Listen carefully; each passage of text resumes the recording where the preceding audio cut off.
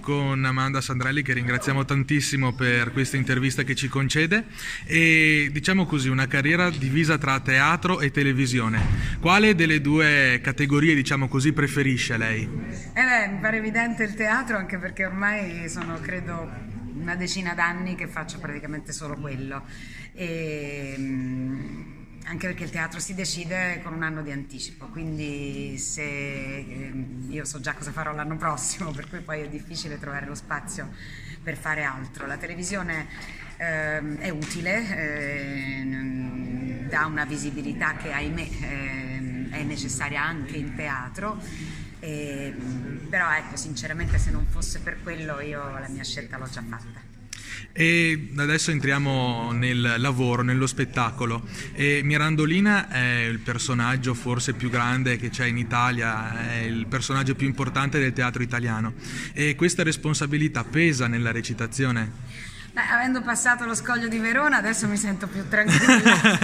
Diciamo che se non mi hanno trattato male qui, che l'hanno vista fatta da grandissime attrici come la Morricone, dico adesso la prima che mi viene in mente, ma insomma l'hanno vista veramente in versioni straordinarie, quindi sono molto felice dell'accoglienza che ho avuto. Certo, è sempre una responsabilità maggiore un classico, perché hai dei paragoni evidenti, mentre un testo originale è più difficile, insomma, non c'è questo paragone immediato. Io non guardo mai le cose fatte da altri, anche perché sennò mi viene l'angoscia, quindi cerco di trovare una verità e di trovare la mia Mirandolina.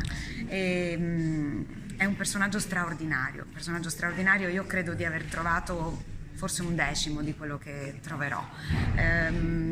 So che ormai mi accontento, so che soprattutto nelle commedie e soprattutto nei personaggi straordinari come questo bisogna dare tempo al personaggio per crescere, quindi ci sarà un altro anno di repliche il prossimo anno e speriamo forse anche un terzo, e so che la scoperta non finirà. Continuerò a trovare cose e lo spettacolo continuerà a crescere. Sono felicissima della compagnia, che è una compagnia già che lavora insieme da 35 anni, di Alex Cendron, che è il mio cavaliere, che invece è l'unico insieme a me non della compagnia, ma ci siamo inseriti bene, e questo è più della metà degli ingredienti, insomma, diciamo, necessari per una buona riuscita di uno spettacolo. Questo è anche il bello del teatro, scoprire qualcosa di nuovo ogni sera. E quanto Mirandolina assomiglia ad Amanda Sandrelli?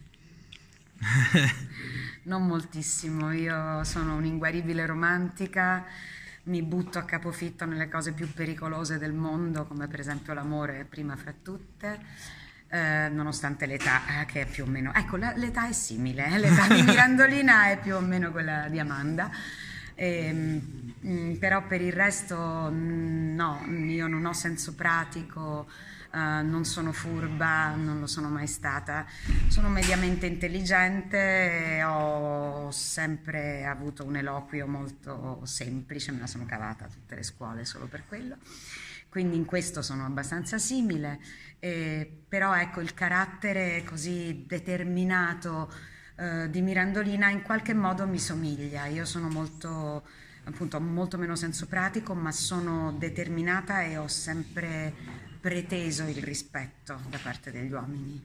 Non ci hanno mai provato a mancarmi di rispetto. Grazie mille. A voi. Grazie.